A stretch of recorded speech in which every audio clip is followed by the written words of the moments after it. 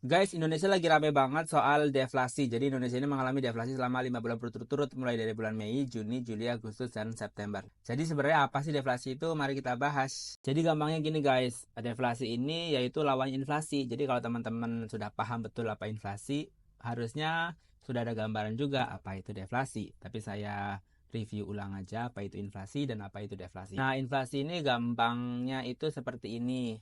Harga bawang hari ini per kilonya let's say 20.000.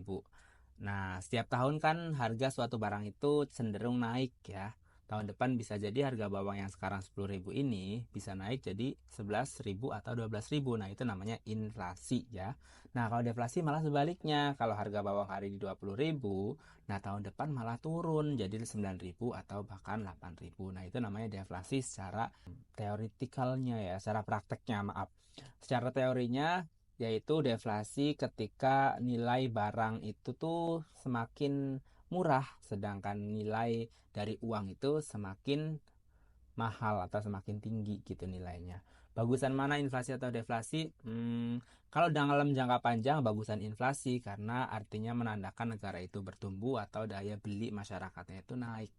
Jadi kalau deflasi ini biasanya cenderung diakibatkan oleh daya beli yang menurun karena memang tercermin pada tahun 2024 ini pelaku usaha itu memang mengalami kesulitan pertumbuhan penjualan. Jadi harusnya penjualan tiap 1 tahun itu let's say 10 sampai 10 sampai 20% naiknya, tapi tahun ini tuh naiknya cuma let's say 5% atau 7% saja. Dan itu mungkin bisa jadi diakibatkan oleh daya beli yang menurun atau contoh kalau di komoditas nih, kalau di komoditas bawang umpamanya di Brebes ya, karena saya tinggal di Brebes, itu seperti ini. Supply dari bawang ini produksinya di sawah itu banyak, tapi tidak bisa diserap oleh masyarakat yang ada di Brebes atau di daerah-daerah yang biasa menyerapnya. Alhasil, para petani menjual dengan harga yang murah dan itu yang bisa menyebabkan salah satu kontributor deflasi. Seperti itu ya. Jadi nilai barangnya nggak malah naik, malah turun. Apakah itu bagus? Untuk beberapa periode itu bagus ketika umpamanya terjadi lonjakan inflasi besar-besaran, kemudian ya perlu deflasi agar barang itu tuh nggak naik terus-menerus. Seperti itu ya. Semoga bantu.